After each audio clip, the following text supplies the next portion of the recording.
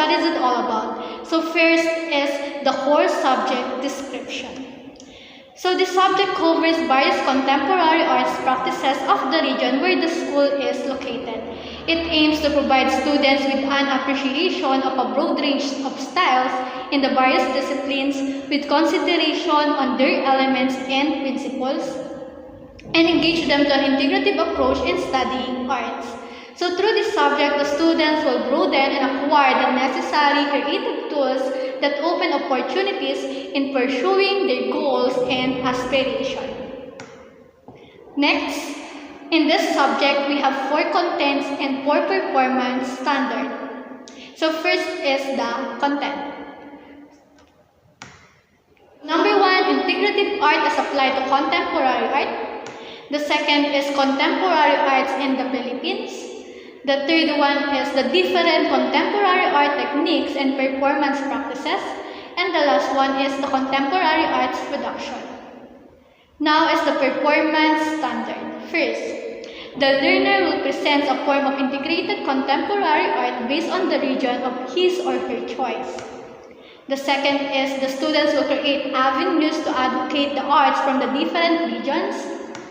The third one is the student will discriminate among various materials and techniques. And the last performance standard is they're going to design a production using available materials and appropriate techniques. So that's all. Goodbye.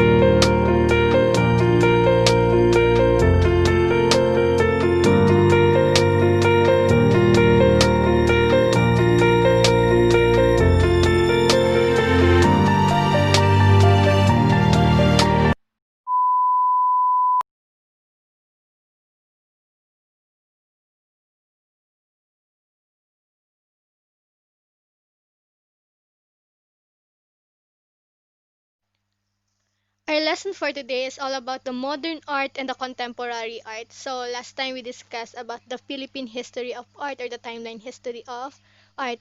And nabanggit natin dyan kung saan ba nagmula si modern art at saka si contemporary art. Now, mas papalawakin natin at magbibigay ako ng maraming examples in terms of modern art and contemporary art. So then, mas ma-differentiate natin, mas ma-compare natin kung ano ba si modern art at kung ano ba si contemporary art.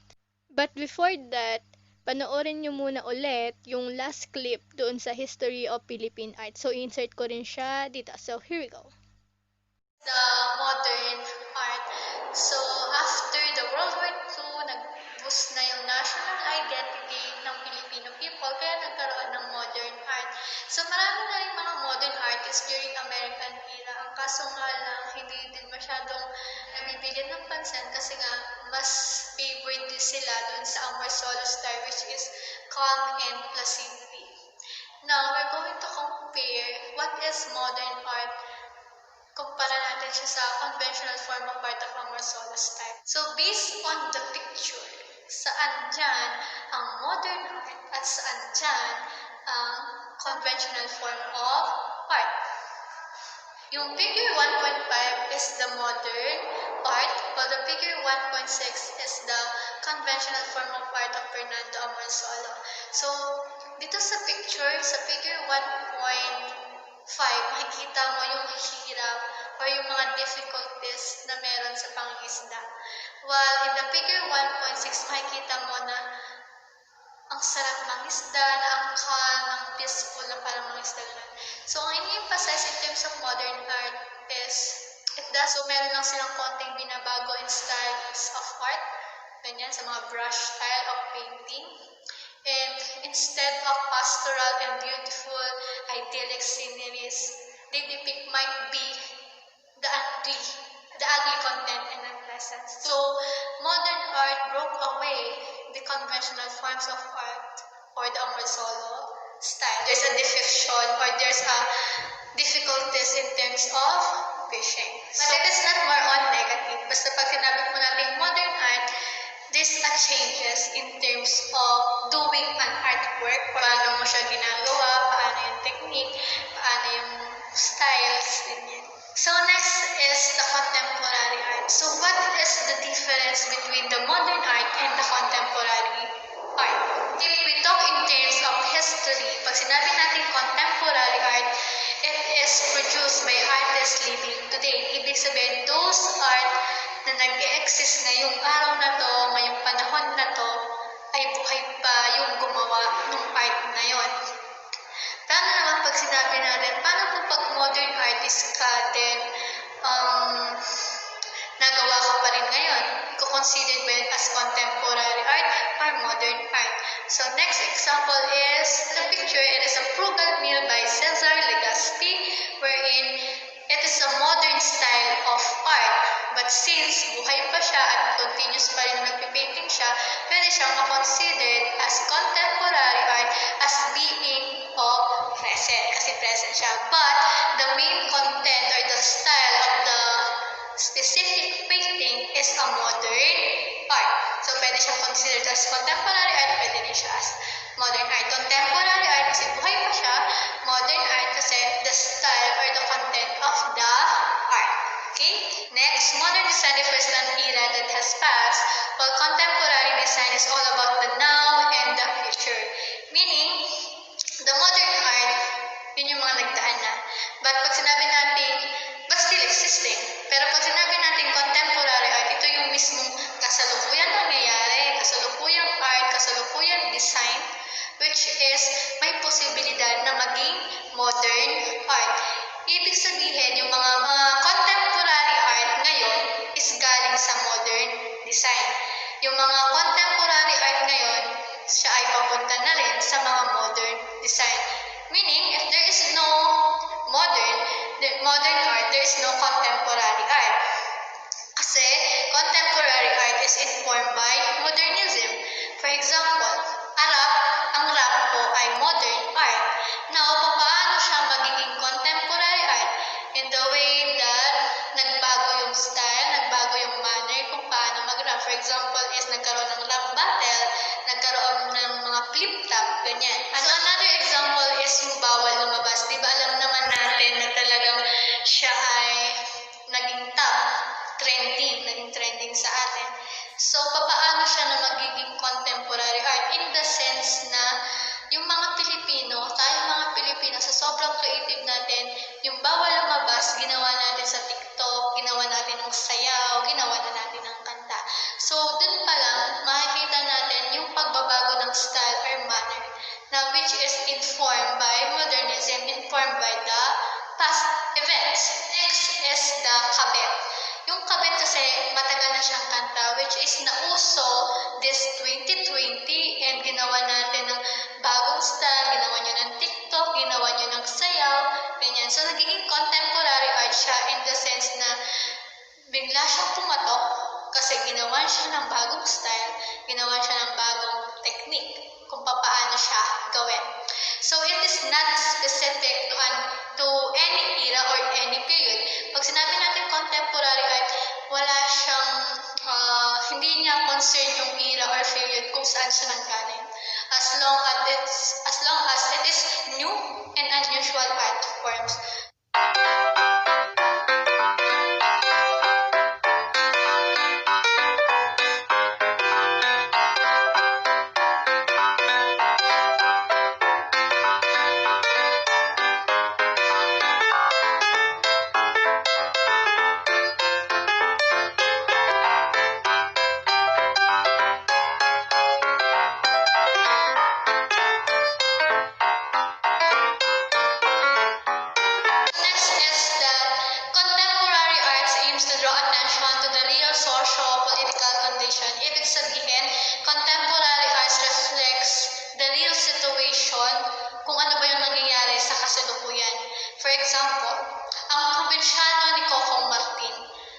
Sometimes, mapapansin po natin na yung mga scene ng episode ng Probinsyano is nangyayari sa kasalukuyan.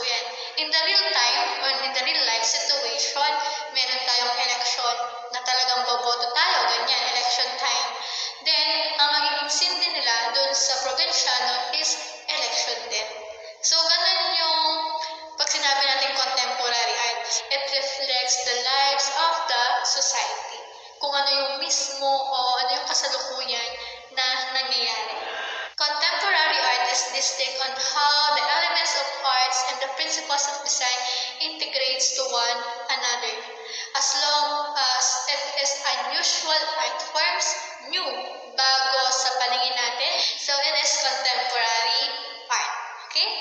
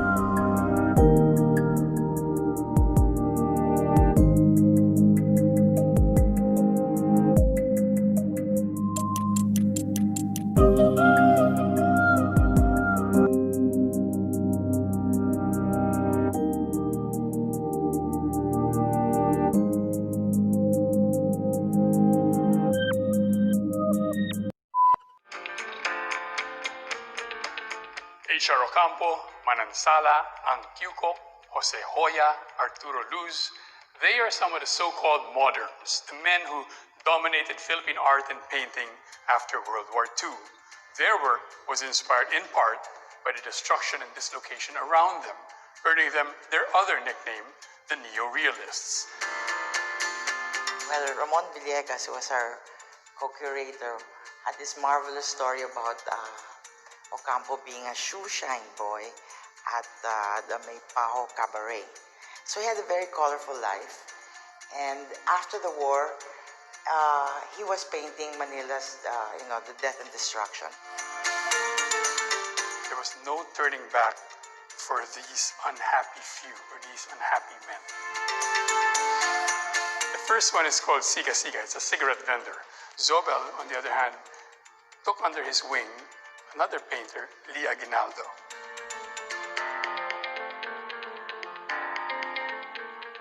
This is a Barong Barong. He had a whole Barong Barong series later on, right? He was not an unhappy man, was he, Lisa? Oh, he was a professional humorist. Well, in the shorthand of art, pictures of chairs, paintings of chairs are always self-portraits. So here we are now with the other senior member of the moderns, the neorealists, Manansala. This painting, Pink Carabao. Well, it captured the mood of the times, which was to go for to create a Filipino iconography, to paint about Filipino scenes without making it look romantic or idealized.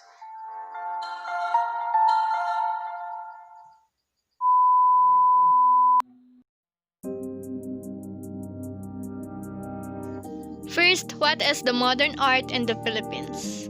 Modern art refers to the early decades of the 20th century wherein the artists used new imagery, materials, and techniques to create artworks that they felt better reflected the realities and hopes of a modern societies.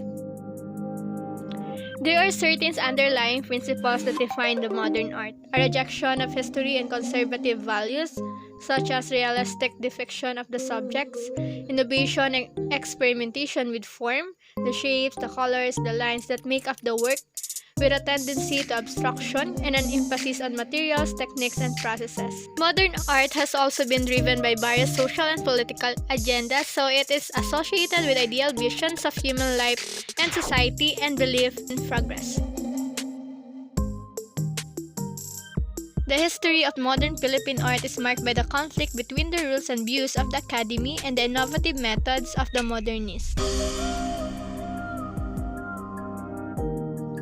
And Victorio Edades is the one who introduced the modern art. History names Victorio Edades as the father of the modern Philippine art. He introduced an entirely new way of thinking about art. He argued that art can be more than representation of the reality. It can be representation of reality as seen through the mind and emotions of the artist.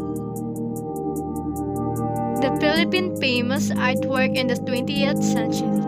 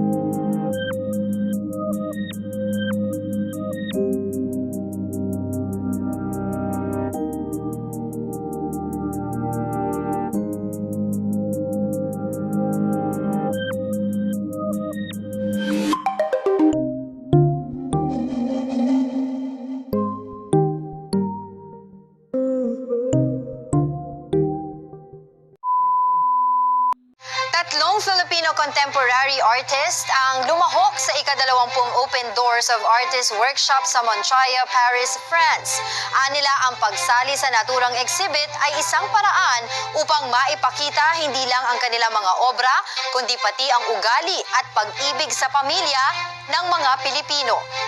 Ito ang balita ni June Garin.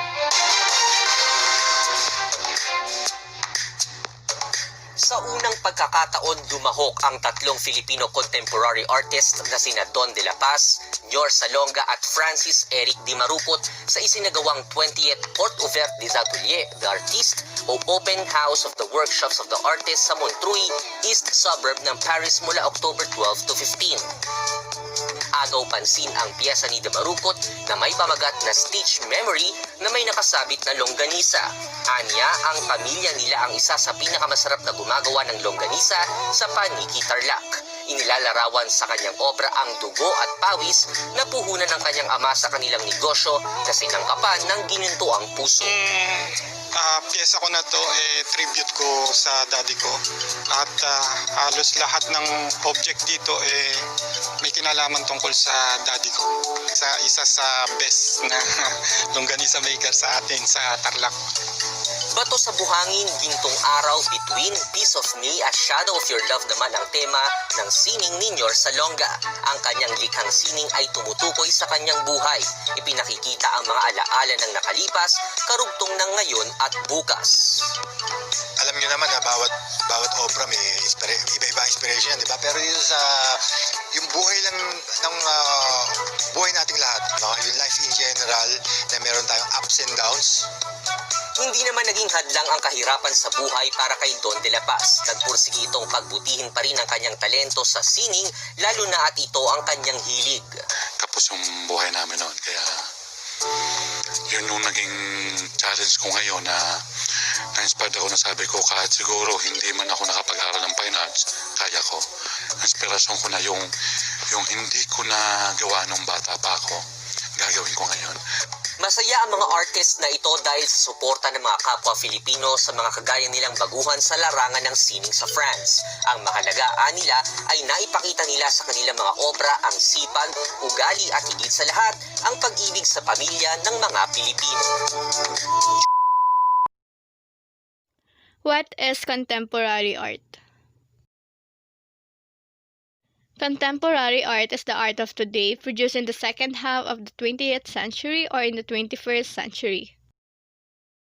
So it is an art made today by living artists. As such, it reflects the complex issues that shape our diverse, global, and rapidly changing world.